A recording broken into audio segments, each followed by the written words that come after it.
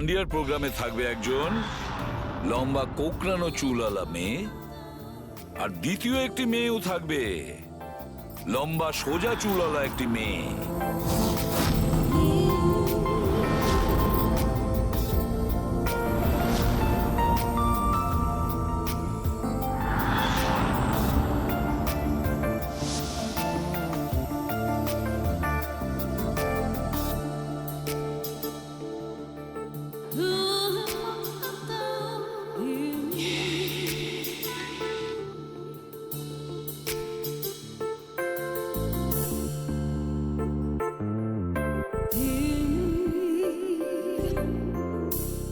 এখন এই নকল চুলের এক্সটেনশন আসল বলে মনে হচ্ছে।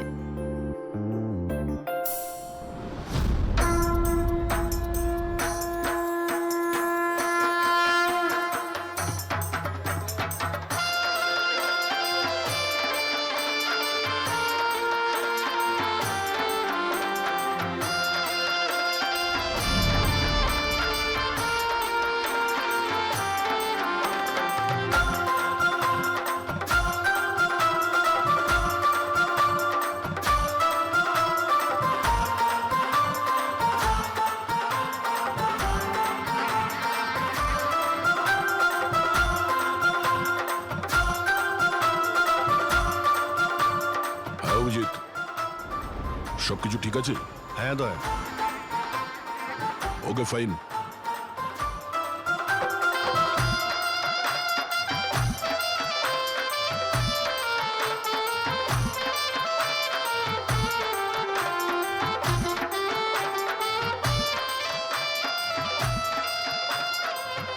High ma'am. হাই। ওয়াও, আপনি তো খুব সুন্দরী। আপনার মেকআপ খুব সুন্দর হয়েছে। স্পেশালি আপনার কার্লি হেয়ার খুব সুন্দর লাগছে। Thank you. You welcome.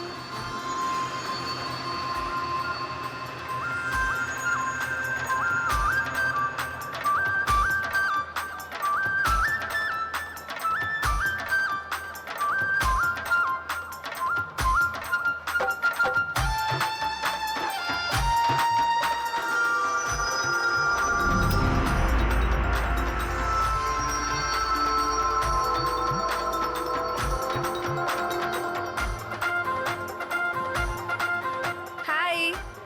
High. আপনার ড্রেসটা খুব সুন্দর। Thank you. তোমার ড্রেসটাও খুব সুন্দর। Oh, thank you. তবে আপনার চুলটা খুব সুন্দর। স্ট্রেট করিয়েছেন নাকি ন্যাচারালি এরকম? প্রকৃতির দান এটা। ও,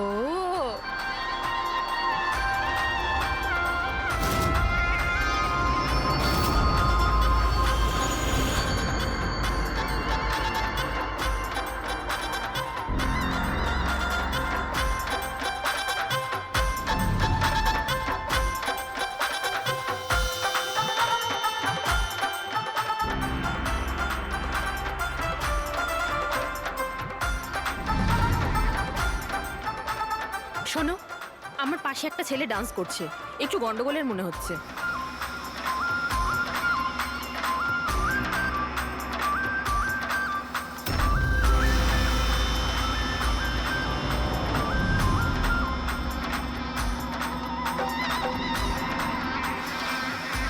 হ্যাঁ সারিকা, কোথায় ও? আমার পাশেই ছিল। এখানে ছিল, তাহলে গেল কোথায়?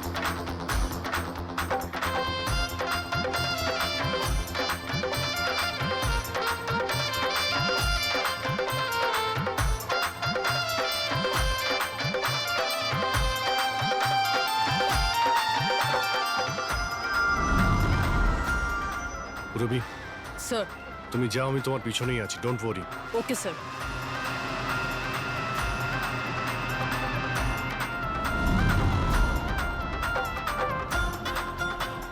হ্যাঁ অভিজিৎ, আমি রবির পিছনে যাচ্ছি, তুমি সারিকার পিছনে থেকো। ওকে, আমি সারিকার পেছনে যাচ্ছি। ওকে।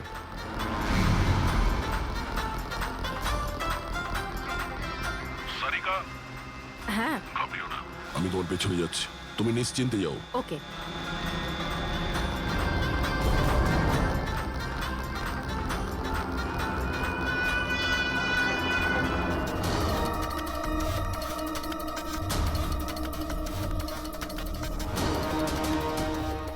ওফো, এখানে তো কোনো অটো বা ট্যাক্সি কিছুই পাচ্ছি না।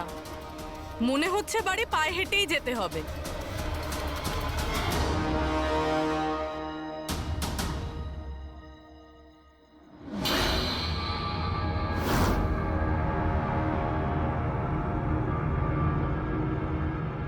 স্যার, কেউ পিছু নিয়েছে নাকি? না, এখনো পর্যন্ত কাউকে দেখতে পেলাম না।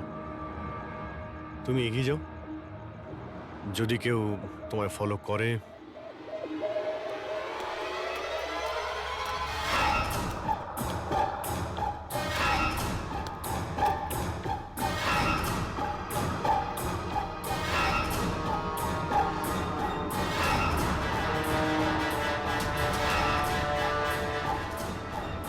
দয়া, আমার মনে হয় কেউ আমাকে ফলো করছে। কাউকে দেখতে পাচ্ছ? না সারিকা, অল ক্লিয়ার। ওকে।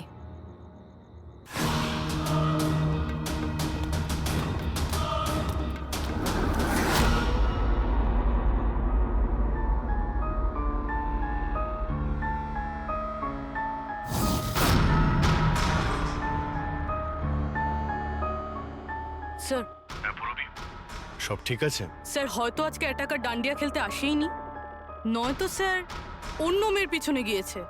দেখা যাক, আর একটু অপেক্ষা করি।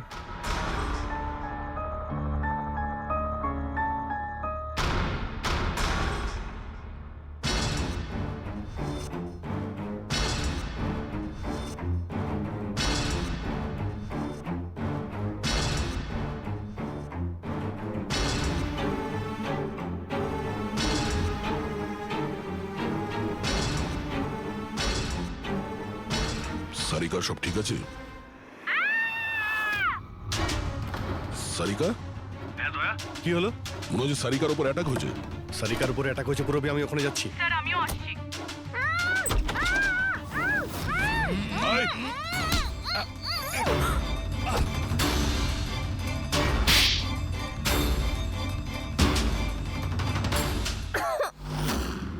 ও নো, সারিকা তুমি ঠিক আছো? হ্যাঁ, হ্যাঁ, আমি ঠিক আছি। হট!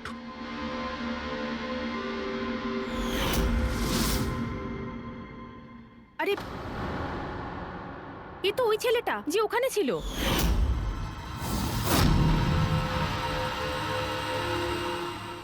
চুল কাটার প্রচুর শখ তোর, হ্যাঁ? তোর জন্য সেলুন খোলাচ্ছি আমরা। বল, দিয়াকে কেন মেরেছিস? না না না স্যার, আমি কাউকে ঠিক মারিনি। কথা বলছিস? হ্যাঁ? না স্যার, আমি কাউকে মারিনি স্যার, সত্যি বলছি।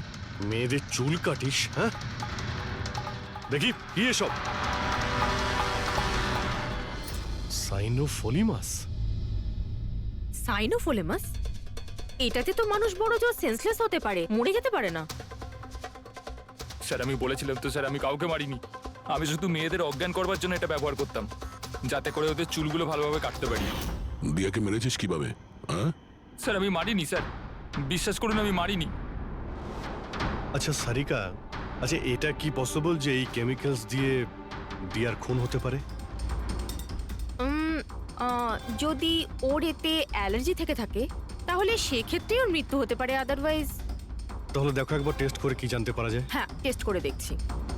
আর তুই চল, তোর বিরুদ্ধে চুল কাটা হবে, চল। আচ্ছা পুরবি কোথায়? ওর তো এখানে আসার কথা ছিল।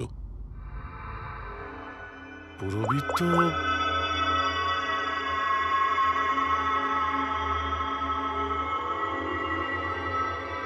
ও তো ফোন তুলছে না। পুরবি ল্যান্ডলাইনে ট্রাই করো।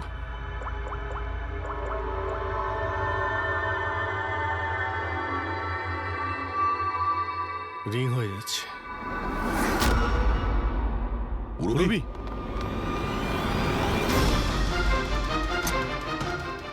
পুরবি, আচ্ছা অপরাধী তো আমাদের সঙ্গে ছিল, তাহলে এগুলো করলো কে? তার মানে দুজন রয়েছে। আর দুজনে একই রকমের অপরাধ করছে। পুরবি, রবি, ঠিক আছো? কি হয়েছিল? স্যার, ঠিক ওই রকমই হয়েছে। প্রথমে বাড়ির লাইট চলে গেল, আর তারপর আমার চোখে একটা তীব্র আলো পড়লো, আর আমি অজ্ঞান হয়ে গেলাম। কি? কিন্তু স্যার, এই সব কিছু কিন্তু একটা মেয়ে করছিল। মহিলা? ওখানে ছেলে আর এখানে মেয়ে, ব্যাপারটা কি?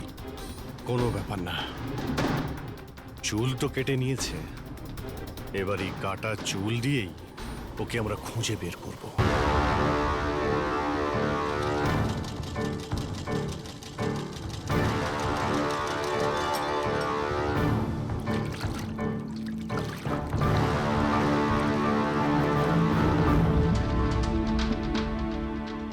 দেখুন সুমন ম্যাডাম, আপনি একটু বেশি ডিমান্ড করছেন। দেখুন গগন বাবু, আপনি যে কাজটা দিয়েছেন না সেটা খুব সোজা নয়, খুবই বিপজ্জনক।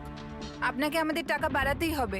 ঠিক আছে, আমার উপর ভরসা রাখুন, আমি পরে বাড়িয়ে দেবো। পরে নয়, এখনই বাড়ান।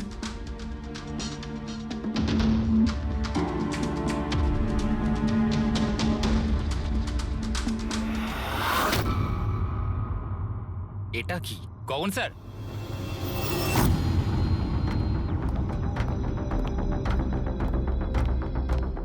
এই দেখুন, চুলের ভেতর কি অদ্ভুত একটা উকুন।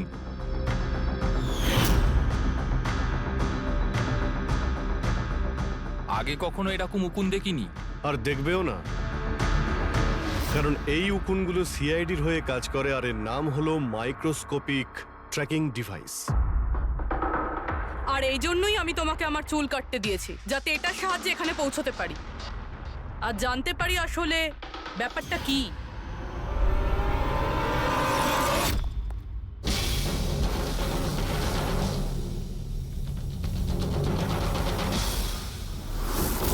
স্যার, আমার কোনো দোষ নেই। আমি গগন বাবুর থেকে টাকা পেয়েছিলাম এসব করার জন্য। গগনবাবু টাকা দেবে, আর যদি বলে কুঁয়োতে লাভ দিতে তো তুমি দিয়ে দেবে? এখন বলো, কেন করিয়েছো তুমি এসব? আমি যে কথাগুলো বলবো সেটা একটু আশ্চর্যজনক আপনার নিশ্চয়ই লাগবে, কিন্তু এটা সত্যি যে আমাদের ব্যবসায় মানুষের চুলের দাম সোনার দামের থেকে কম নয়। কোটি কোটি টাকা রোজগার হয় এখান থেকে। উইক্স, হেয়ার এক্সটেনশন, নকল আইল্যাশেস, ফার্টিলাইজার আর অ্যামিনোসিডের মতো প্রচুর জিনিস তৈরি হয়। স্যার, আপনি ভাবতেও পারবেন না যে এই চুল দিয়ে কি কি তৈরি করা যায়। হ্যাঁ, ঠিক আছে ঠিক আছে, তুমি অনেক জ্ঞান দিয়েছো, কাজের কথা এসো। এসব কেন করছিলে? এই পুরো শহরে এই একটাই ফ্যাক্টরি আছে যে হেয়ার প্রসেসিং এর কাজ করে। সবকিছুই ঠিকঠাক চলছিল, কিন্তু হঠাৎ এই মানুষের চুলের সাপ্লাই কমে গেল। এই শহরের মেয়েদের মনে হঠাৎ করে এই ধারণাটা কি করে চলে এলো যে চুল বড় করতে হবে, আর সবাই চুল বড় করতে লাগলো। এই সময় আমি ভাবলাম যে কিছু একটা এরকম প্ল্যান করতে হবে যাতে এই মেয়েরা নিজে থেকেই চলে আসবে নিজেদের লম্বা চুল ছোট করবার জন্য। তাই তুমি ভাবলে যে এমন একটা ভয় তৈরি করা যাক শহরে, যাতে মেয়েরা ভয় পেয়ে গিয়ে নিজেই নিজেদের চুল কেটে ফেলে, হ্যাঁ? আর তোমার জন্য লাভই লাভ। হ্যাঁ, আর সেই জন্যই এই কাজের জন্য আমি দুজন লোককে রেখেছিলাম, সুমন আর রাজু। স্যার, আমরা দুজন ডান্ডিয়াতে গিয়ে লম্বা চুলওয়ালা মেয়েদের খুঁজি। আমি স্ট্রেট চুলওয়ালা মেয়েদের, আরও কার্লি চুলওয়ালা মেয়েদের। আমরা ওদের পিছু নিয়ে ওদের বাড়ি অবধি যাই। 800 লুমিনের জোরালো আলোর ফ্ল্যাশ লাইট ওদের চোখে আমরা ফেলি। তারপরে আমরা কেমিক্যাল দিয়ে ওদের অজ্ঞান করি, ওদের চুল কাটি, তারপর আমরা ওখান থেকে পালিয়ে যাই। ঠিক আছে, এটা তো বুঝলাম কেন আর কিভাবে করতে, কিন্তু এইসব করতে গিয়ে দিয়াকে খুন করলে কেন? স্যার, আমি মারিনি ওকে, জানি না কি করে মারা গেল। হয়তো সেই সমস্ত কেমিক্যালের জন্য, যা দিয়ে তোমরা মেয়েদের অজ্ঞান করতে। হয়তো ওই কেমিক্যালের জন্য ওর অ্যালার্জি হয়, আর তাতেই ওর মৃত্যু ঘটে। স্যার, আমি কি করে জানবো যে ওর অ্যালার্জি ছিল? আর এরকম আপনারা আমায় মিথ্যে খুনের মামলায় গ্রেফতার করতে পারেন না।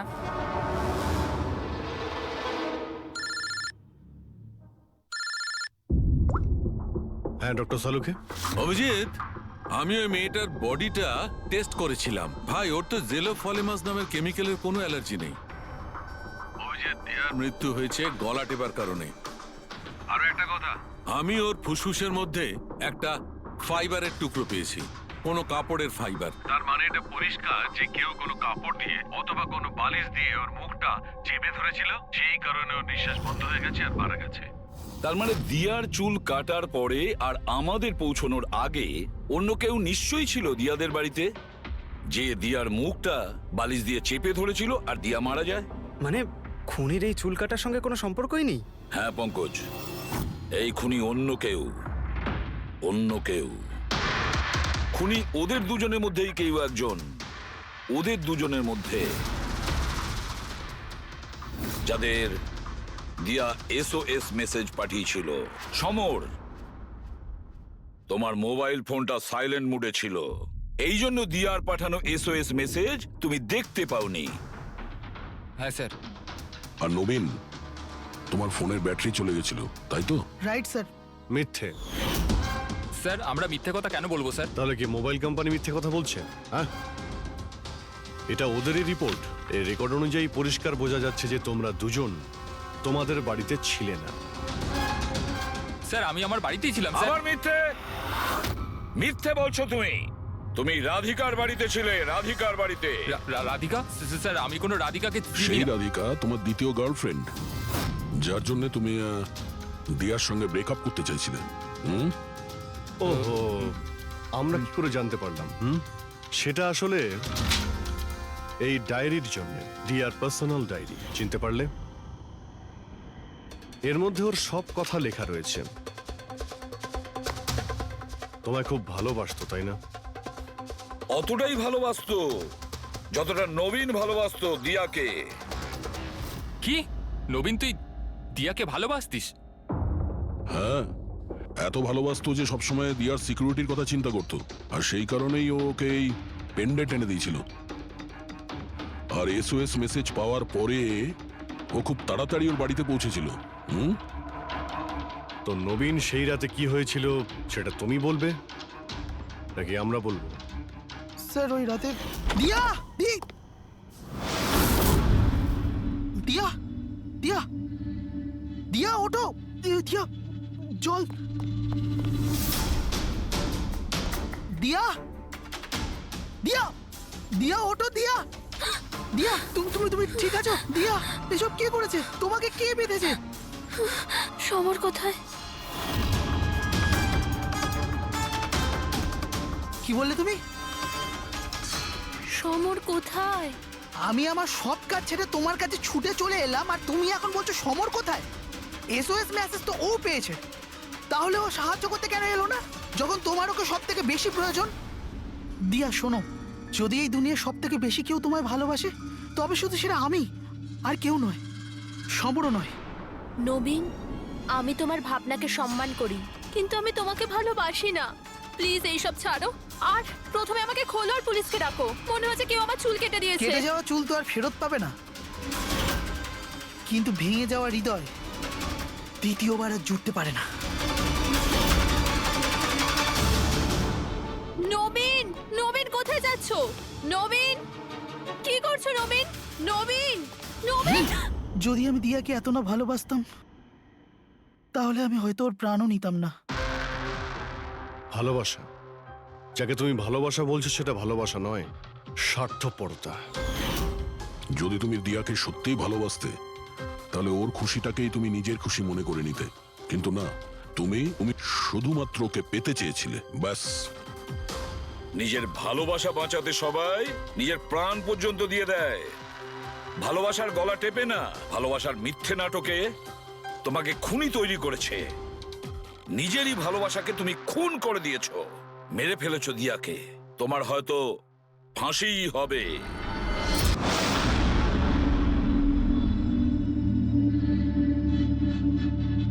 ও গড, এই পলিউশনও না আমার স্কিন খারাপ করে দিচ্ছে। এই দেখো পিম্পল বেরোচ্ছে। উফ।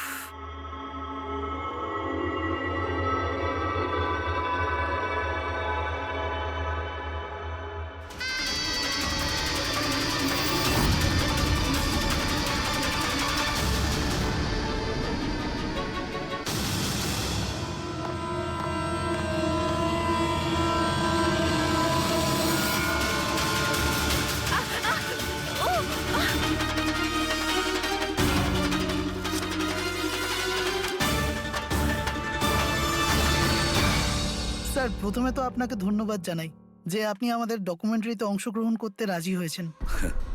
স্যার যেমনটা আপনি জানেন আমরা আমাদের ডকুমেন্টারির সাহায্যে সিরিয়াল কিলারদের সাইকোলজি মানে এদের মনোবিজ্ঞানকে ভালোভাবে জানার চেষ্টা করছি।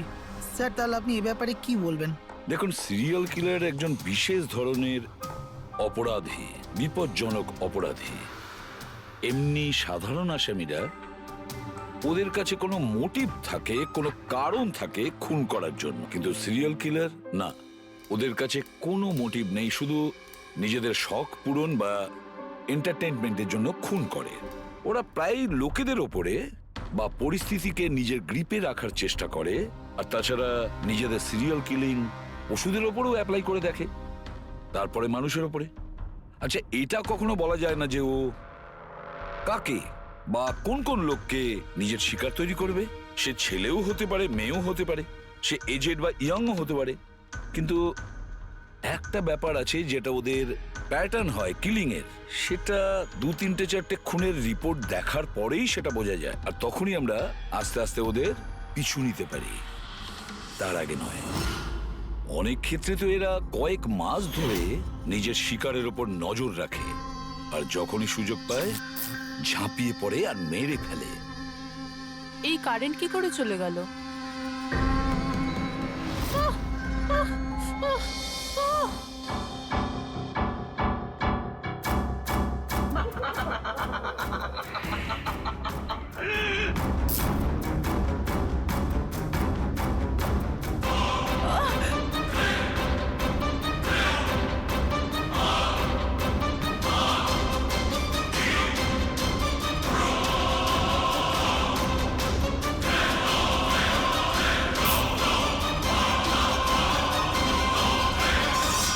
ওহ গড, এই কারেন্টটা এখনই যাওয়ার ছিল।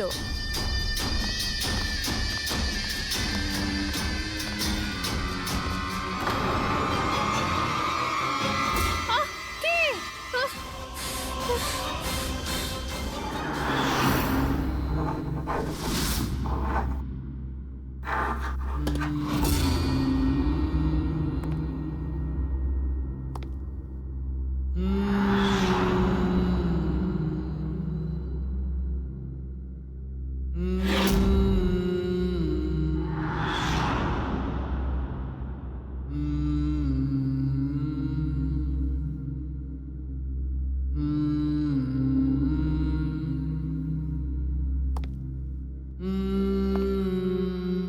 অনেকবার দেখা গেছে খুনিরা ভিকটিমের জিনিসও সঙ্গে নিয়ে গেছে।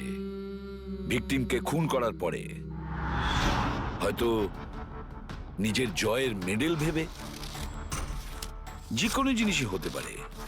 কোনো মহিলার ঝুমকো দুলও হতে পারে, বা আংটিও হতে পারে, আবার কোনো নখও হতে পারে, এমনকি ভিকটিমের চুলও হতে পারে, মাথার চুলও।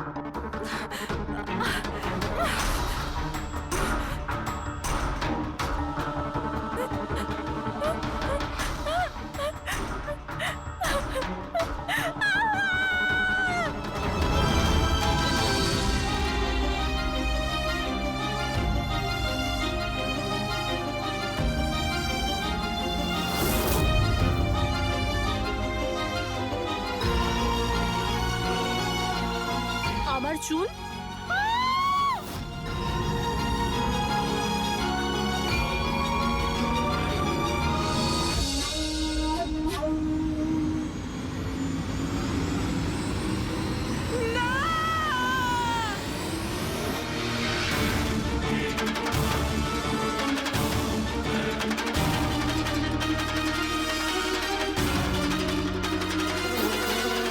সিরিয়াল কিলার্স এরা সবসময় একা থাকতে পছন্দ করে, ওদের কোনো বন্ধু হয় না। তাই অন্যদেরকে, এমন লোকেদেরকে এড়িয়ে চলতে হবে যাদের হাব ভাব বা চাল চলনে একটু অন্যরকম কিছু অদ্ভুত ধরনের আচরণ দেখা যায়, তা সত্ত্বেও ব্যাপারটা হলো সিরিয়াল কিলার থেকে বাঁচতে হলে আমাদেরকে সাবধানে থাকতে হবে। সত্যি সাবধানতার প্রয়োজন। Hello, ACP Padmaman here. কোথায়? ঠিক আছে, আমরা এখনই পৌঁছচ্ছি। Okay, thank you. সরি, যেতেই হবে। No problem sir. স্যার কিন্তু থ্যাংক ইউ, আপনি আপনার মূল্যবান সময় আমাদের দিয়েছেন। Wish you all the best for your thank documentary. You sir, thank you very much. আবার দেখা হবে। ওকে, একদম sir. Thank you very much. Bye by.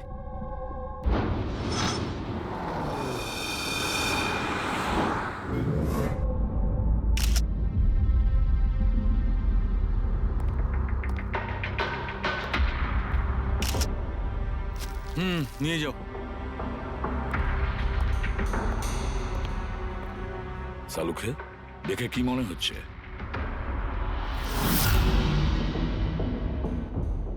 বস, মৃত্যুর কারণ এখনো কিছু বুঝতে পারছি না। ল্যাবে নিয়ে গিয়ে দেখছি। আর ডক্টর, এই চিহ্ন? হ্যাঁ দয়া, এই যে চেয়ারে বাঁধা ছিল দড়ি দিয়ে, তারই চিহ্ন এটা। বস, আমি যাচ্ছি, ল্যাবে গিয়ে চেক করছি। স্যার, দিয়া এই পেন্ডেন্টটা পড়েছিল। কোনো বিশেষ লকেট কি এটা? স্যার, এই পেন্ডেন্টে জিপিএস বেস সেফটি অ্যালার্ম আছে।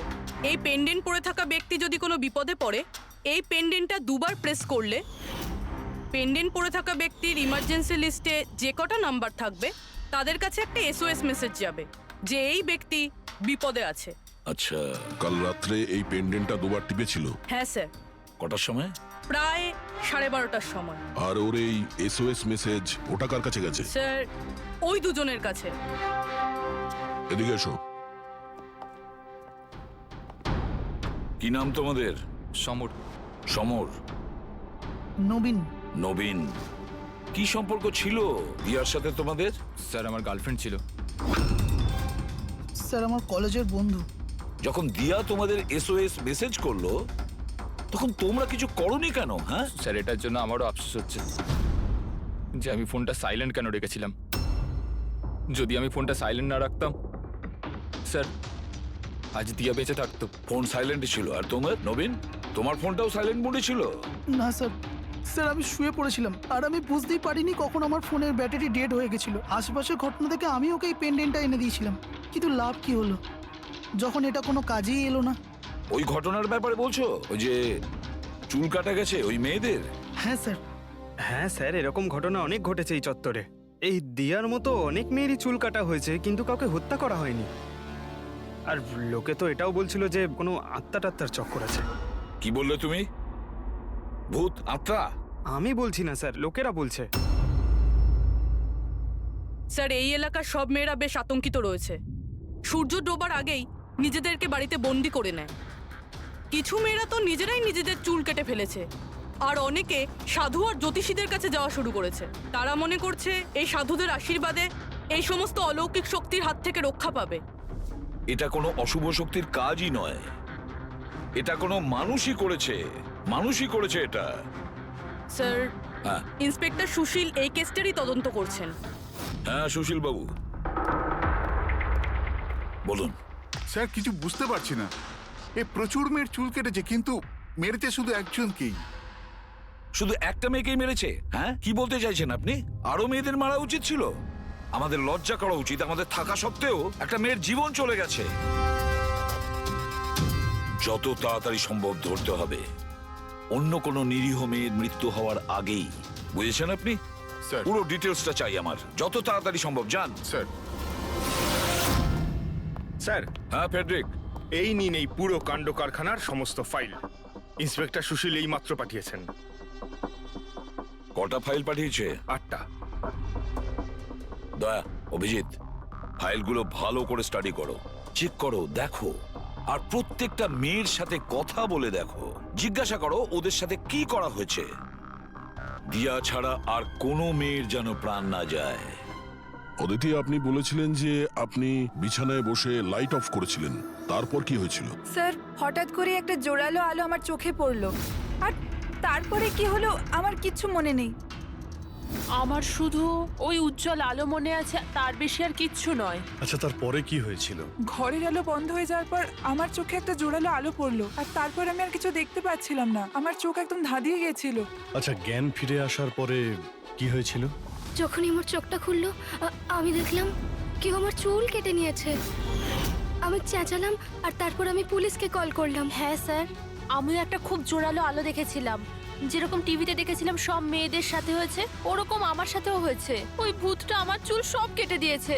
ভূত নয়, অপরাধী। এই এই আপনার হাতে কি রয়েছে? স্যার, আমার চুল। আপনার চুল? ও অপরাধী তোমার চুল কেটে নিজের সঙ্গে নিয়ে যায়নি? না তো।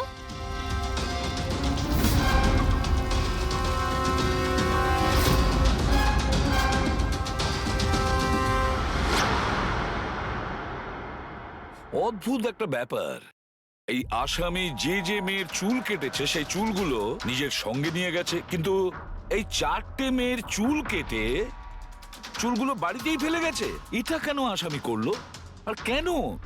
স্যার, হতে পারে যে ওদের ওপর হামলা হয়নি, ওরা এগুলো এই নিউজে দেখেছে, তাই পাবলিসিটির জন্য এমন ভাব দেখাচ্ছে যে ওদের ওপরেই হামলা হয়েছে।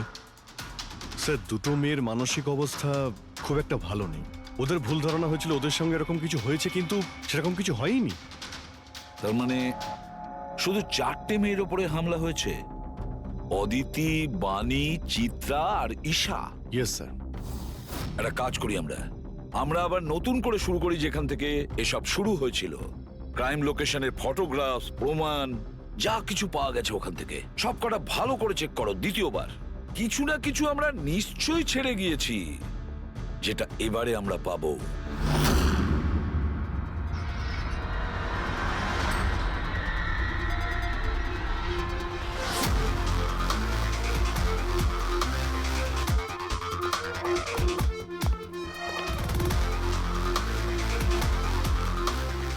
অদিতি, বাণী,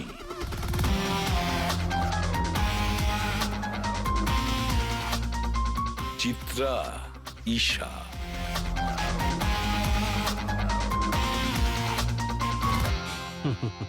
পেয়ে গেছি স্যার। হ্যাঁ স্যার, ঈশার বাড়িতে যে মোমবাতি ছিল তার মধ্যে এই ফিঙ্গারপ্রিন্টটা পেয়েছি। এটা আসামির হতে পারে স্যার। যদি এই ফিঙ্গারপ্রিন্টটা আসামির হয় তাহলে সে খুব ভুল করেছে। অভিজিৎ, আমাদের ক্রিমিনালের ডেটাবেসটা চেক করো, দেখো তো এ কোনো পুরনো পাপি কিনা।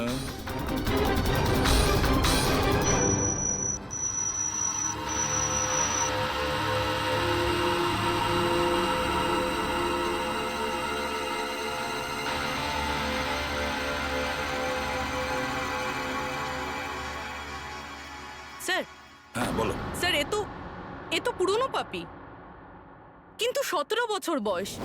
17 বছরের? হ্যাঁ স্যার, এই 17 বছরের বাচ্চাটা কুনাল, আর কয়েক মাস আগেই মদ খাওয়ার অপরাধে আন্ডারেজ ড্রিঙ্কিং এর জন্য একে গ্রেপ্তার করা হয়েছিল। মাত্র 17 বছরের ছেলে এইসব কাজ করছিল? এটা তো ওর সাথে দেখা করলেই জানা যাবে। এমনিতে তো সিরিয়াল কিলাররা অ্যাডিকশনের মধ্যেই থাকে, নেশা করে, ড্রাগস নেয়। এ থাকে কোথায়? স্যার, এ চুনাপট্টিতে থাকে। চুনাপট্টি? তাহলে আর দেরি কেন, দেখা করে আসো ওর সাথে চুনাপট্টিতে। বিশ্বাসই হচ্ছে না, একটা 17 বছরের ছেলে এইসব কাজ করছে কি করে?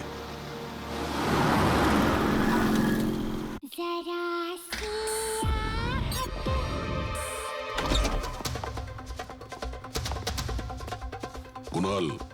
হ্যাঁ, আপনারা কে? সিআইডি। সিআইডি? তোমার লজ্জা করে না? পড়াশোনা করার বয়সে এইসব করছো? হ্যাঁ। কি স্যার? কে এসেছে কুনাল? আরে স্যার, আপনারা? স্যার, তুমি এখানে কি করছো? স্যার, এটা আমার মাসির বাড়ি, কিন্তু আপনারা এখানে? কুনালের সঙ্গে দেখা করতে এসেছি। কুনাল এ আমার কাজিন স্যার। কাজিন? তুই তোর কাজিনের চুল কেটেছিস? স্যার, স্যার আমি তো স্যার ঈশা দিদির সাথে একটু মজা করেছিলাম স্যার। স্যার, আমি ওই চুল কেটে দেওয়া লোকটার ব্যাপারে নিউজ পেপারে পড়েছিলাম স্যার। আমি ভাবলাম এই মজাটাও একটু ঈশা দিদির সাথে করা যাক। মা মা আমার চুল আর মা আমার সব ও চুল চিল্লে কেটে চিল্লে দিয়েছে। সারা বাড়ি মাথায় তুললো আর পুলিশকে ফোন করে দিল স্যার।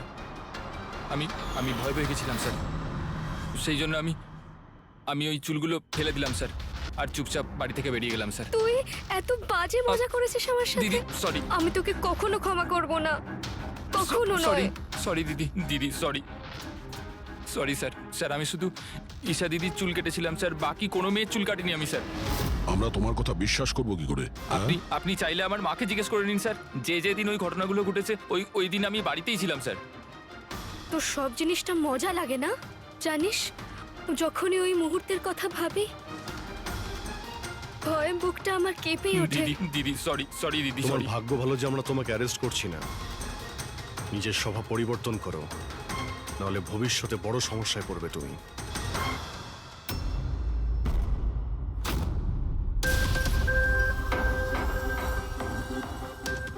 সমস্ত সিরিয়াল কিলার বা সিরিয়াল অ্যাটাকার নিজের ভিকটিমকে একটা প্যাটার্নে চুজ করে। হ্যাঁ ঠিকই বলেছো দয়া। হ্যাঁ এরকমই তো হয়। তোমার মনে আছে তো দয়া ওই কেসটা, যেখানে কিলার 40 থেকে 50 বছরের মাঝে বিজনেসম্যানকে চুজ করেছিল নিজের শিকার করার জন্য? হ্যাঁ স্যার, একটা কেসে স্যার সিরিয়াল কিলাররা তাদেরই টার্গেট করতো যাদের কাছে লাল গাড়ি আছে। ঠিক ওই রকমই এই মেয়েগুলোর কেসেও একটা ফিক্সড প্যাটার্ন আছে। স্যার সব মেয়েদেরই বয়স প্রায় 20 থেকে 35-এর মধ্যে। আর এরা সবাই ইন্ডিপেন্ডেন্ট ছিল স্যার, চাকরি করতো আর বাড়িতে একলা থাকতো।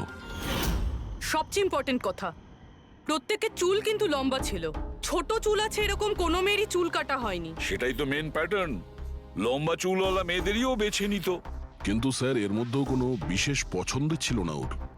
এই বানি আর দিয়া ওদের কোকড়ানো চুল ছিল, অদিতি আর চিত্রা ওদের চুল সোজা ছিল। এই যে সিরিয়াল কিলাররা হয় না স্যার, ওরা স্পেসিফিক হয় নিজের পছন্দের বিষয়ে। হ্যাঁ একটা ব্যাপার কমন, এই সব মেয়েদের পাশেও ক্যান্ডেল রেখে গেছে। হ্যাঁ এই নটটা দয়া, একটা ব্যাপার নোটিশ করেছো তুমি?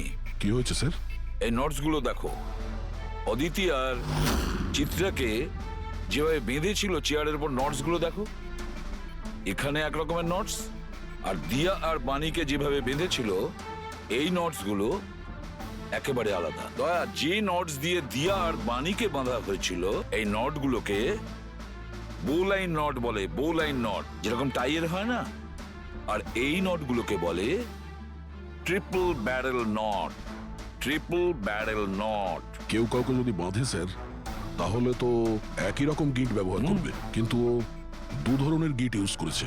এটা মনে হচ্ছে যে আমাদের ভুল বোঝানোর চেষ্টা করছে, কিংবা এর মানসিক পরিস্থিতি ঠিক নয়, স্কিউজোফেনিক আছে ওর। হ্যাঁ কিন্তু দয়া, সবার আগে আমাদের এটা জানতে হবে ও শিকারগুলো বাছে কি করে আর কখন বেছে নিত, আর ও শিকার বেছে নিত কোন জায়গায়। হয়তো সব মেয়েরা একই অফিসে চাকরি করত, একই জিমে যেত বা একই বিউটি পার্লারে যেত, কোনো না কোনো একটা সূত্র নিশ্চয়ই আছে, আর যেটা এদের সবাইকে এক করে দিয়েছে। কিন্তু কি? স্যার এই দিয়ার বন্ধু সমর আর নবীন, ওদের বক্তব্য যে রাতে দিয়া খুন হয় ওই রাতে ওরা নাকি ডান্ডিয়া খেলতে গেছিল প্রেমাল গ্রাউন্ডে। প্রেমাল গ্রাউন্ড? হ্যাঁ স্যার, চিত্রা ওখানেই গেছিল ডান্ডিয়া খেলতে, যেই রাতে ওর চুল কাটা হয়েছিল। অদিতি আর বাণী, খোঁজ নাও তো পঙ্কজ যে ওরা প্রেমাল গ্রাউন্ডে গিয়েছিল কিনা।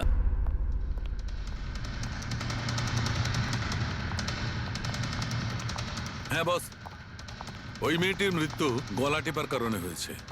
গলা টিপে মারা হয়েছে? স্যার এই হলো তার রিপোর্ট। স্যার, হ্যাঁ স্যার আপনার সন্দেহ ঠিক ছিল স্যার।